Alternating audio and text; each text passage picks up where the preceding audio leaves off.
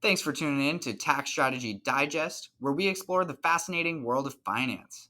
Join us as we dive into the stories, insights, and experiences of experts, thought leaders, and everyday people who are making a difference in this field.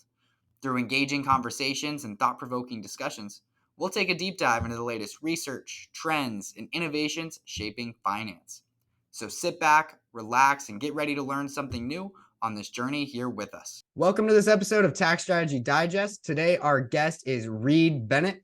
Reid serves as a National Council Chair of Multifamily Properties for SVN International and a Senior Vice President for SVN Chicago Commercial.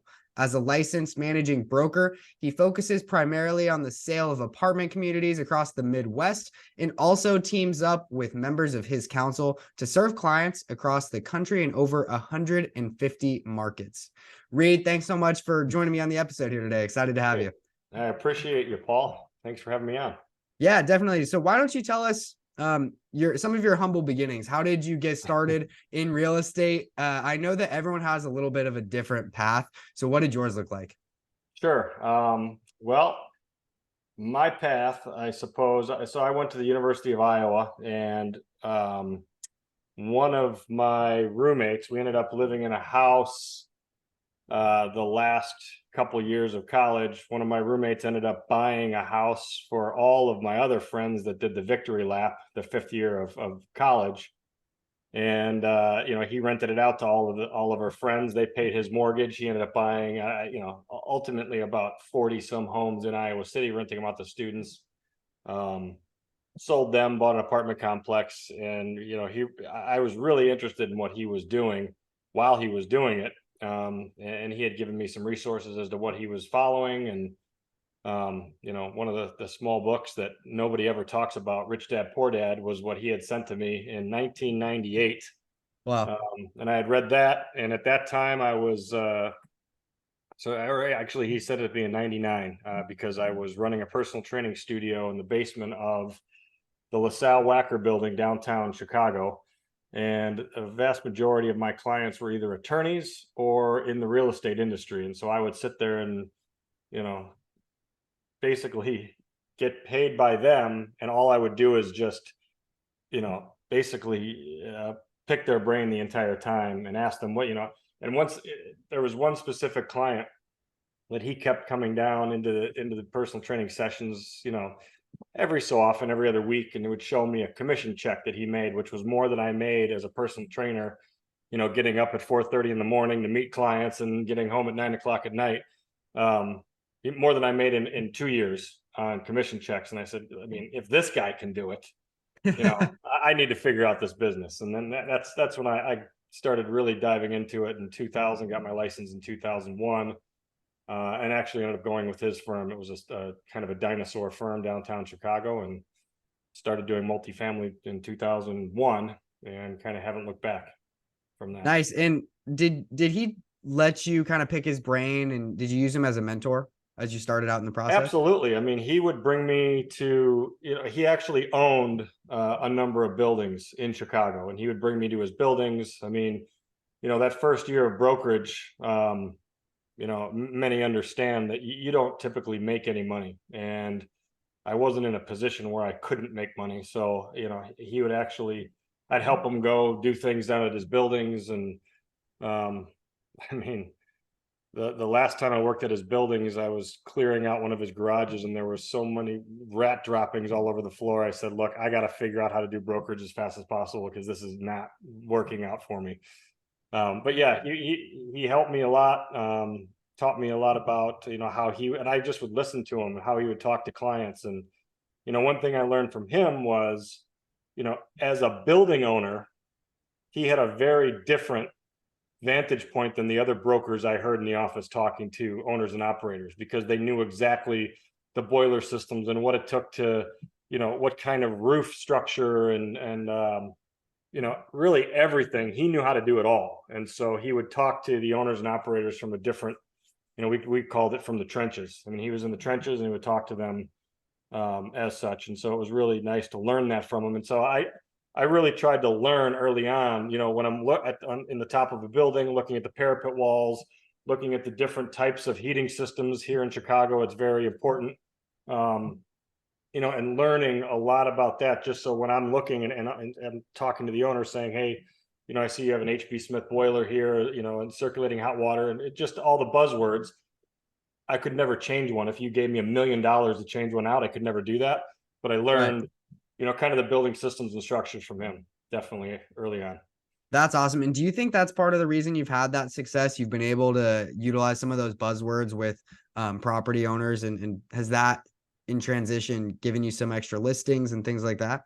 That's one of them. There was another older mentor. He was about 82 when I came on, and he owned the company, and I would just listen to how, and he was the ultimate salesman. I mean, he was, I would listen to how he would interact, and he would help. I'd get off the phone with an owner and go into his office, and he would say, "Why don't you do this?" And there was one particular time he said, "I know this type. I know what this type of person is. You need to go meet with her right now, and just talk to her, and sit there and talk to her, and you'll get the listing." And actually, it happened. And Wow. so it was just listening to him and kind of hearing it from different vantage points, and then really, it's trial and error going through this. You make, there was one deal, early on in my career. I told this guy, he owned three different apartment buildings downtown Chicago, and I was making a lot of headway with him. And then the buyer delivered an offer to me and said, I need an offer by Friday. And it was like Wednesday. And I said, he really needs an offer by Friday. And he blew up on me and said, you know what, tell this guy to go pound sand. I'm never going to deal with that guy. I do things on my own time. So it's like, I learned, the different kind of egos that are associated with a lot of the owners and operators. Everybody has a different perspective. They come from different backgrounds. We have a lot of people. I'm working on a deal right now where he came over from overseas in the late '80s and was a janitor. Ended up becoming, owned one building, and now he has a conglomerate, like an empire. And so it's everybody comes from a different background, and it makes, as a broker, to understand who they are, where they come from, and kind of what their triggers are. You just have to learn that, and I learned that from some of the mentors that I had early on, in this business, for sure. That's awesome. And I know you're a multifamily specialist, but do you focus on apartment complexes? You also mention on some of your LinkedIn posts, you do a lot of work with low income housing, student housing, senior housing, manufactured housing. How does that translate from the multifamily space? Well, it's all providing housing for people, right? So a majority of what we work on is either market rate housing or affordable housing. um, the affordable housing took us a long time to get, because it's a very niche market where you have to understand. In fact, I brought on a partner about 12 years ago, and I gave him, at the time I had about 56 uh, owners of affordable housing, and I said, look, let's run with this, because you understand how to he was a CPA by background, and I said, you understand how to just blow through these audits and understand and be able to extrapolate a lot of the data from there, and underwrite a lot of these deals. It's a natural progression. So what we do is we sit right down the middle. So we don't do 100% market rate or 100% affordable. We deal with a lot of B and C class market rate, and then also affordable housing. And so it lends itself well both ways. So when we're selling, if you're familiar with low income housing tax credit deals, Section 42 of the IRC, if we're selling a deal that's after year 15, and it can be either recapitalized or recredited, or taken out of the program and just run as market rate, we now are splitting the fence, so we can deal with both sides of that fence. And it's all a function of the highest and best use of a property, but it's all, really, it's all multifamily, and it's, depending on what kind of programs we're working. um, it's the niche that I started with. It's the only niche that I really understand. I tried in the downturn of 2009, when deal volume was down, even below what it is today. to look at triple net deals. I did that for about 15 minutes. I couldn't understand why somebody would want to buy a triple net deal that was in year 9 of a 10-year lease. I had no idea how to value it. So I just went back to multifamily. It's the only thing that makes sense to me. And it's the only thing that you can't do, you can't do virtually right now. I mean, like I always say, you can office virtually, you can shop online, you just can't live online yet. Right. And so there's always a need, and especially in this market right now. I mean, I think we're 4.3 million units shy of what we need in this country. And it's never going to be something that is not in high demand. So you talked a little bit the difference on the 2009 and today. What have you seen as the main difference between the two? Are deals still penciling out right now? Obviously, you said you're working on a deal right now, so I assume there are some, but are there Yeah. far and few? Yeah. I mean, I just talked with a buyer. He called me today. I said, "What are you doing?" He said, "Nothing. I'm very bored." And I said, "Why? Because their deals aren't penciling, or you're just not finding them." He said, "Yeah, both. Everybody expects this, high purchase price still." And it's funny because today, I don't know when this is going to air, but today, August 23rd, is 600 days exactly from 2021. That's Wow. the last day that 2021 was in the back part. It was 600 days ago. And so to think it, because that was basically the peak of this most recent market. I mean, we had groups that were paying sub 3 caps for 1980s, 1970 vintage stuff in the suburbs of Chicago, which is unheard of. Now that same deal will probably be a 6.5 cap, at best. So, that's the problem that we're seeing in this market. Is it's taking sellers, and I think it will take sellers another 4 or 5 months to really understand what the difference in the new normal in the debt markets actually does to the impact on the value of their property. Wow. Yeah. I've actually heard a lot of the same things. So not sure if you're super familiar with my background, but I was a mortgage loan officer. I worked mostly residential, and some of my buddies are still doing that. And so I talk with them about it pretty consistently, asking them Sure.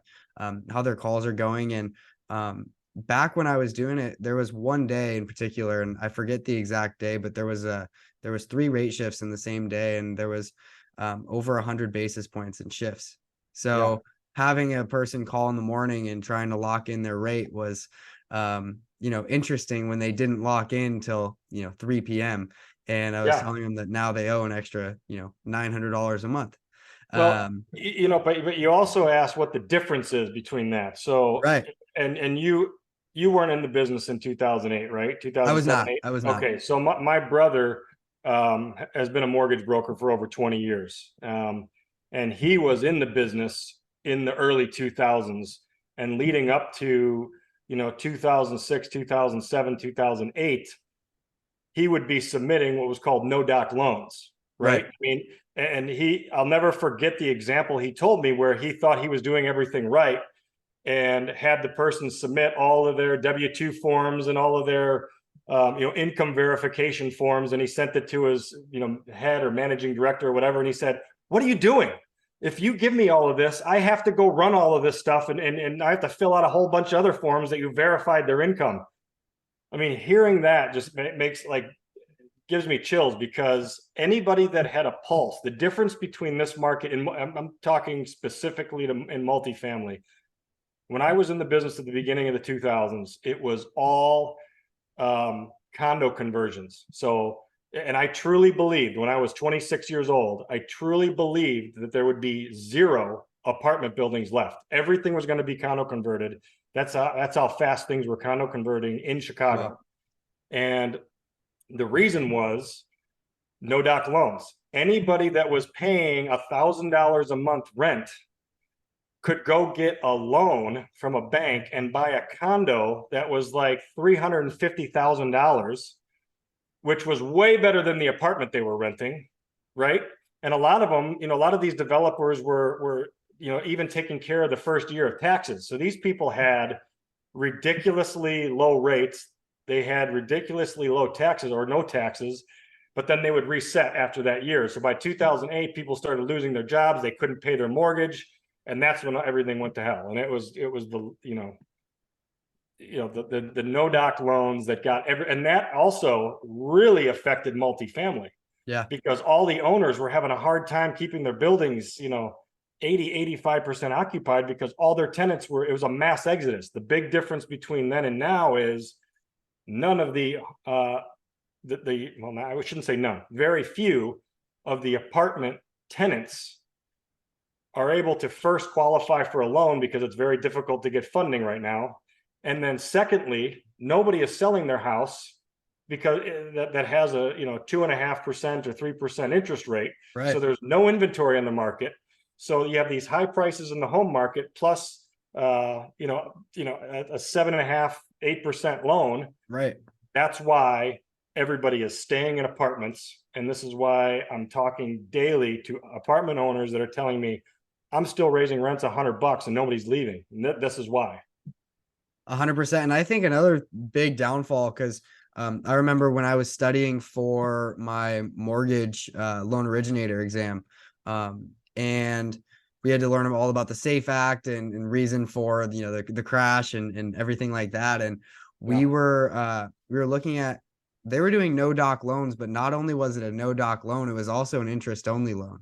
Right. And so they're qualifying for a loan where they're only paying the interest. They're supposedly going to have a big balloon payment, and there's absolutely no shot that they were ever going to be able to pay that. Absolutely. So it's really just ballooning the market way more than even just the no doc loans. Absolutely. And then you put in there developers of condo deals that are taking care of interest, taxes, and everything for the first year. And then they had in-house lenders that were making all these loans. And so, right. I mean, these people's payments doubled or tripled after all of that burned off, and they're left in a building that they should never have been in to begin with. And then it just, it took all these lenders way too long to figure this out. I knew plenty of people back in 2009 that were living free in a beautiful condo because the lenders weren't able to get them out fast enough, and it was incredible. So I don't see that in today's market at this point. Do you see any of the multifamily owners, the property owners, do you see any of them looking to sell right now? Because they do know that they kind of have a leverage, despite the purchasers really being at a disadvantage with the diminished, buying power.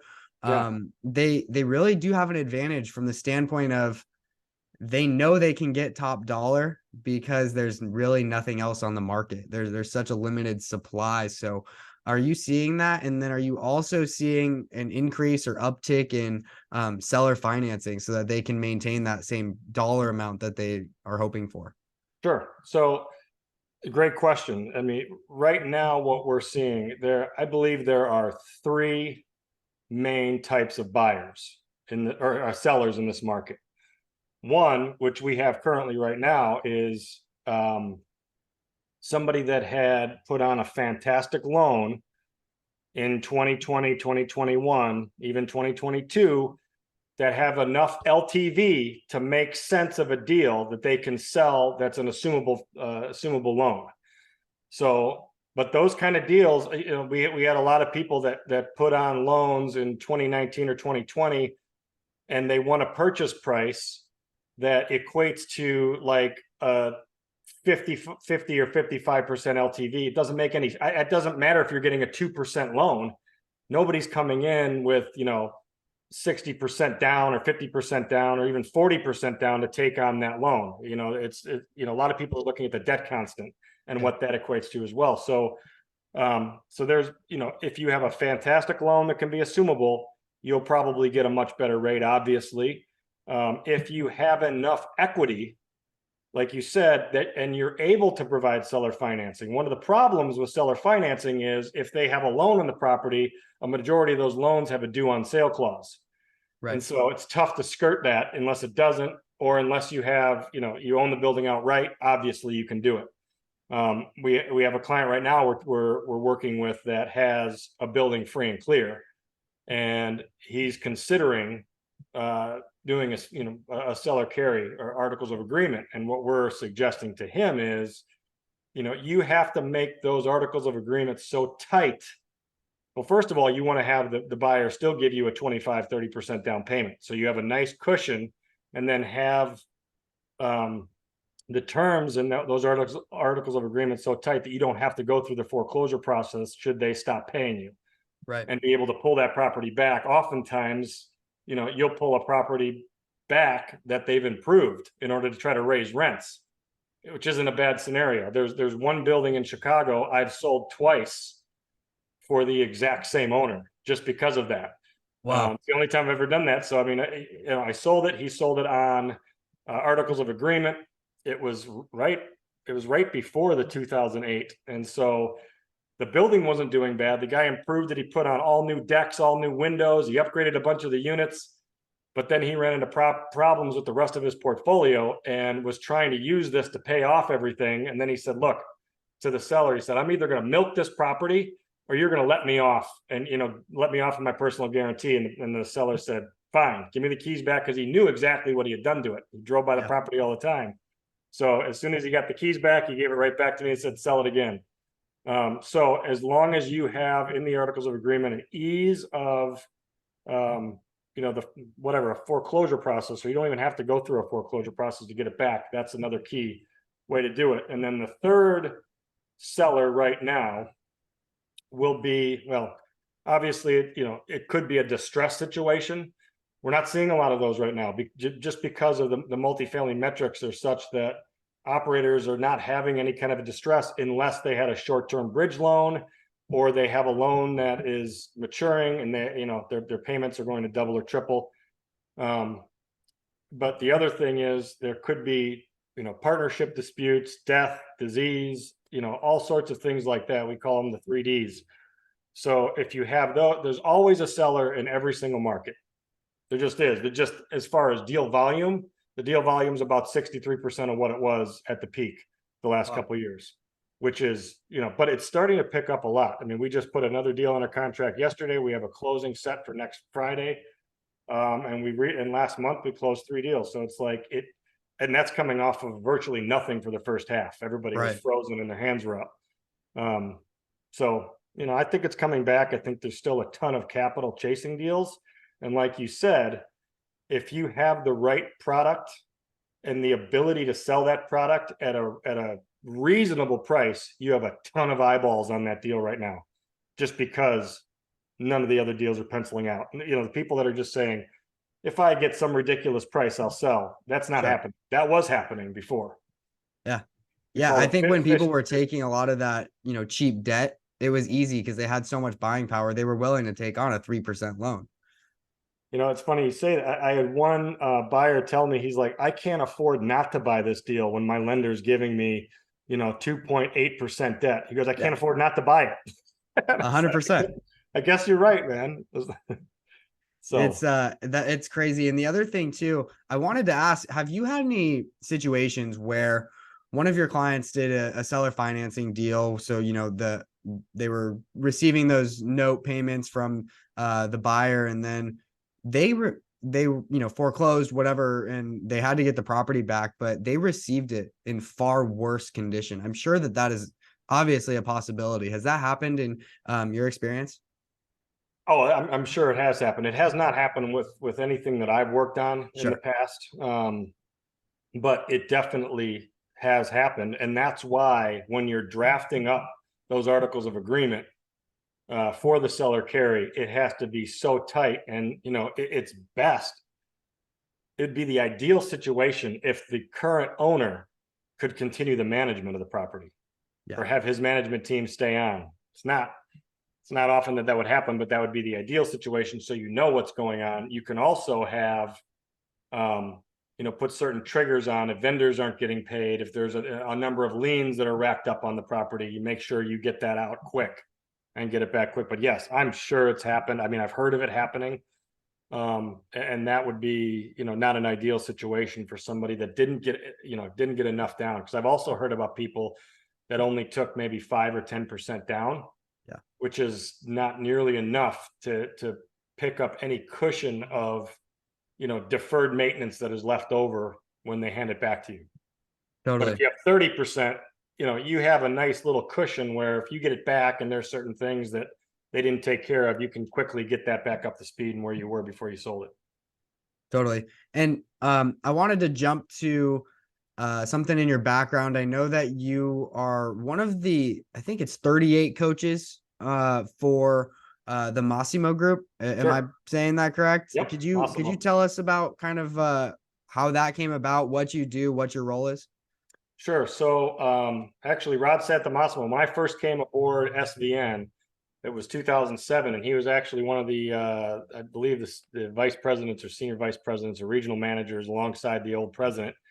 And so I had met him out there at that, and he was, a part of SVN until the downturn when he started the coaching group. I believe that was 2008 or 9 out of his garage, and he ended up building it. I think it's probably one of the best coaching platforms in the country, if not the best. I had a number of colleagues that had hired them as coaches, and I had seen what had happened with their income and what they were doing and how they kind of, within my company and then also in other companies as well. I saw them, how active they were and what they were doing. And it just seemed like they had a system. And I was watching him and, I actually went to, it was an immersion. They called it Massimo Immersion in Orlando. I don't know if it was 2017 or 18, and it was just like drinking from a fire hose. And I was like, holy cow. After the 2-day session, I was like, and at that point I was in the business for 17 or 18 years. And I was like, I have to be the worst broker in the world because I was checking so many, I don't do this, I don't do this, I don't do this. And so I said, I can't afford not to hire them at this point. So I hired them. I had a coach for about a year and a half. And, it's just like anything else. I mean, we liken it to, Tiger Woods has a coach, Michael Jordan had a coach. A lot of the best in their field have a coach because they're not trying to get 10% or 15%. They're trying to get 2% better. And if you can get 2%, that trajectory shoots you significantly higher than you were before. And so, what I had learned was there were 2 or 3 key things that, during the year and a half I was being coached by them. I understood a couple things that it nearly quadrupled my income after being Well, in the business even for 18 years. And so, I had been doing it for a year and a half. They tapped me on the shoulders. They said, look, we're looking for more coaches. And I said, yeah, sure. Because what I've found, especially being in the role that I'm at as the national council chair, we used to do monthly calls. Now we do quarterly. Putting all that information together and kind of making sure I'm understanding the markets and teaching it and talking, it makes me learn it a lot better. And so ever since I became a coach a couple of years ago, I've been going over all of these processes again. And it's just kind of, I'm like, oh, that's what I was supposed to be learning when I took, so it's helpful. And it's been, I learn as much from a lot of the people that I coach around the country, as they're learning in the program, just because everybody's doing things a little bit differently. There might be one thing somebody is really good at that, that I'm not good at. And so we're all learning from each other, and it's a great community. It's a great business that he's built there for and sure. what are some of the things that maybe stood out to you at first, right? That were super important that really changed the way that you even thought about, being a broker? Sure. Well, one of the problems, and I have my database up now, we have 26,372 people in my database, right? That's a daunting number when you go and you sit down at your desk at 8 o'clock and like, all right, who am I going to call? And I pull up my database of 22,000 or whatever people. And, I'm like, what am I going to do? A zip code? Am I doing that? Because we work multiple markets. I don't just work, a 10 block radius in Chicago. We work a lot of Midwest markets. And so one of the things they helped me do was take that and narrow it down to 400 people. Because the one problem I was having was I knew every building when it would close, and I would see the comp close. I knew the building, I knew the owner, and I knew the buyer. I'm like, damn. And I'd look and I'd say, when did I talk to this guy last? And I didn't talk to him for 12 months or 13 months. I was like, that's why I missed it. And so that was one of the main things, was really focusing down to the people that you want to do deals with and like doing deals with, or want to eventually meet and do deals with, because you're watching what they're doing and you're seeing maybe if they're posting on social media, you're understanding who they are, what their values are. And then two, who's active, who's bought deals in the last 3 years, 2 years, what their hold periods are, and then if they're likely to be a seller, and narrowing that down, and then really just farming those contacts and making sure you understand exactly what they're looking for. That was a key driver. And then one of the other things was, once you have that list, the way that I was making my calls, never forget that my coach at the time, because we would submit our metrics. Here's how many hours I'm calling, here's how many calls I'm making, here's how many contacts. And he was looking at it, he's like, I can't believe that you're spending this amount of time prospecting and this is the amount of calls that you're making. And he's like, all right, take me through it. And so I walked him through it, and I told him that I'd look them up in the database, I'd go into their social media accounts, see what they're talking about. I'd go into their web page, I'd go into their properties, I'd go, because I have every property connected to them. I'm looking at deals that have mortgages coming due in the next 12 to 24 months. And he goes, and then you're getting a voicemail, right? I go, yeah. He goes, so you just did 10 minutes of that to get a voicemail. So now, if you do it for 2 hours, you're basically getting 12 voicemails and you're not having any connections. So now in 2 hours, you can make, triple that amount of call just by calling, having their stuff up, enough to get through the first, first of all, you just want people to talk. You want to Right. understand what the problem is. You don't need to know all of their stuff. I mean, it's better when have an idea, which we do, but that was one of the key drivers. That's awesome. It sounds like a lot of it is more than just following up. It sounds like the biggest takeaway may have been really building that relationship and starting to just talk with them, like you just mentioned, really Yeah. starting a conversation, getting through it, and discussing and solving their problems, and knowing that you're going to be the person they call when they have questions and Well, eventually want to sell or buy. absolutely. I mean, you have to have it be what's in it. They're always thinking, what's in it for me? And most of the brokers, or mortgage brokers, real estate, really any person in sales, is calling up these owners and saying, look what we just sold, look what we do, I've been in the business for this long, this is what I can do for you. They don't care. They want to know, like, what's in it for me. And most of the stuff, we're just sharing information. So I'm calling up somebody saying, hey, did you hear about this deal that sold down the street from you that's going to have a direct impact on the value of your property? Just wanted to make sure you were aware of it. Or there are new building codes that are happening in this side of the town that I just wanted to make sure that you were aware of, because that's also going to have an impact on what you can do with your property, and just sharing that kind of stuff. Because a lot of the owners are data junkies and info junkies. I mean, like all of us, we want to understand what's going on. We want to know what the neighbor's doing and how they're maximizing the value of their property, and those kind of things. So if you're sharing that, here's what we're doing to help other multifamily owners in the market. It could take 5, 6, 7. Sometimes I've talked with owners for over 12 years, meeting with them, talking with them, sharing things with them. They're on my list, and then finally they say, "Hey, I'm thinking of selling this. Do you want to come meet me for lunch?" And Yeah. when you get those calls, it's makes all the prospecting time and information sharing worth it. You do have the other side of the coin where we had one the other day where he took all of my information, loved it, and took the valuation we gave the building, and then is trying to sell it off market to a guy that I know, and I know he's going to have a very difficult time with that. So it does work both ways, but a majority of the time, if we're giving information, providing value, creating content, it's going to work out more often than not. I agree. And I think that providing that free value is the reason people will call you back. They will do business with you. Back when I was originating loans, I had a couple clients, and I would do this almost every time if I knew that they were about to go make an offer. And I figured that the real estate agent just wasn't doing it, and they probably were. I hope that they were. But I would go out of my way. It would take me what, 2 minutes. I'd go on Zillow and I'd say, hey, look, there's a couple properties in the neighborhood that are selling for, X amount. And no need to give me a call back, but just wanted you to be aware that that's what they're going for. I think that you could probably, get in at this price based on your pre-approval. It shouldn't be a problem. Have a great Yeah. day. Let me know if you need anything. And just that little bit of extra, information, advice that I went out of the way for them, I got the call every time.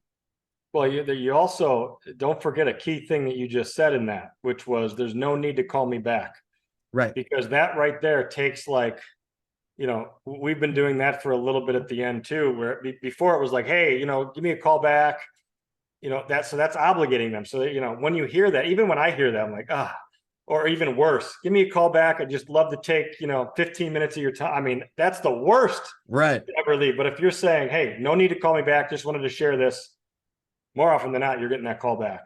So Yeah. that's And it was always a call back with a lot of appreciation and thanks. sure. And I want to say the close rate on those deals was somewhere probably 90-95%. Yeah, Substantial. And it's pretty crazy to say that big of a number, but it happens every time just because you're giving value. When you start to give and give, and I think that goes with really any business and in life in general, the more you give, the more you get. It's a full circle. absolutely. Couldn't agree Um, more.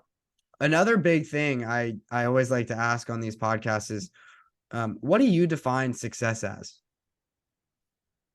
That's a good question, and I've been thinking about it a lot lately, because I've been doing this for 22 years, and success was different 22 years ago for me, and it was different 10 years ago, and it was different before I had my kids, and I think success is really the relationships that you create and are able to kind of foster. And most importantly now, where I'm sitting in my life, success is having my kids and my family be taken care of, and happy, so I can interact with them, and not be 100% in this business and not taking care of them, um, and just being able to enjoy the time with them while I can at this point. That's awesome. And as we start to wrap up here, I also usually follow up the success question with one that is on the same lines. What is your why, and why do you do what you do?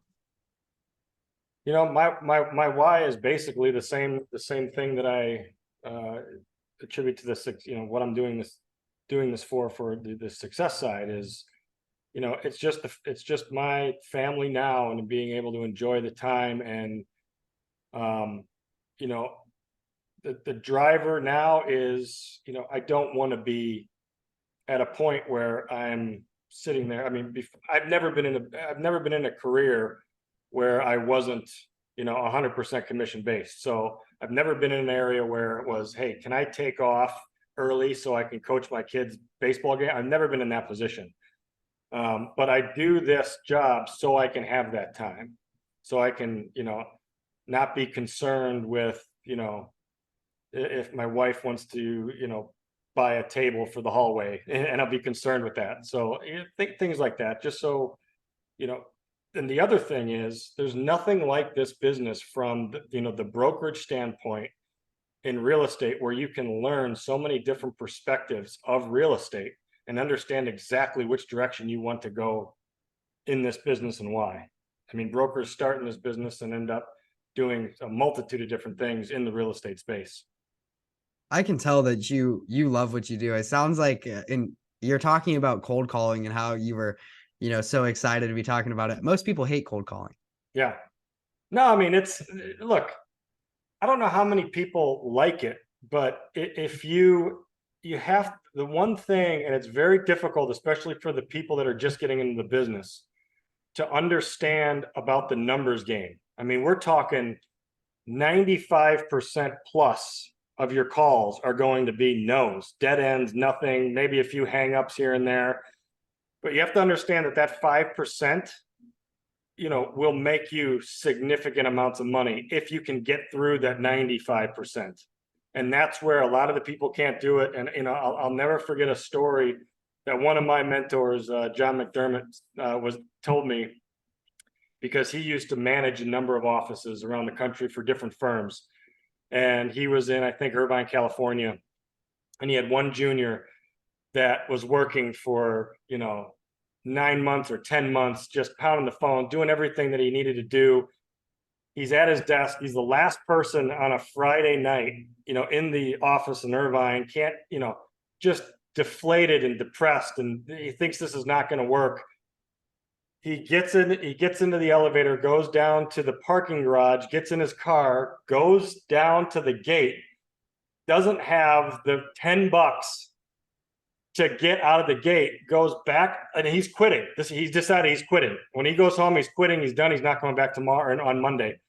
He goes back up to his desk to try to find $10, and he sees the light flashing on his phone, and it's a seller that ended up having a portfolio of about $10 million worth of deals that he ended up selling.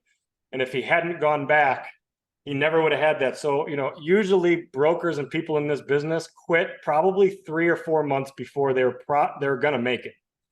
Wow. That's an awesome story. I can't believe that. Yeah. And I mean, look, most of us in this business, at some point or another, I'd probably thought about it maybe 5 or 6 times, like, sure. I have guys calling me saying, hey, we need an acquisition head. We're going to pay you this amount plus bonus. Dang, that's, just, it's tempting, especially in down markets where, it gets tough, because it is a roller coaster ride, and it's a feast or famine in some cases in this business for sure. So I love it. And before I let you go, if someone wants to reach out to you, what's the best way that they should do that? And how can you help? So they can reach out to me anytime. I'm on LinkedIn. I'm on LinkedIn every day. I'm actually getting a little more involved in Twitter. Okay.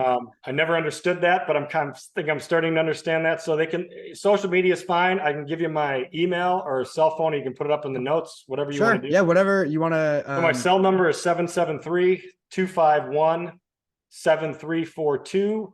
And my email is reid.bennett@svn.com. That's REID BENNETT @SVN, SamVictorNancy.com. Perfect. Well, thanks so much for hopping on. I've really enjoyed it. And I always appreciate your time. You got it, man. Let me know how I can help.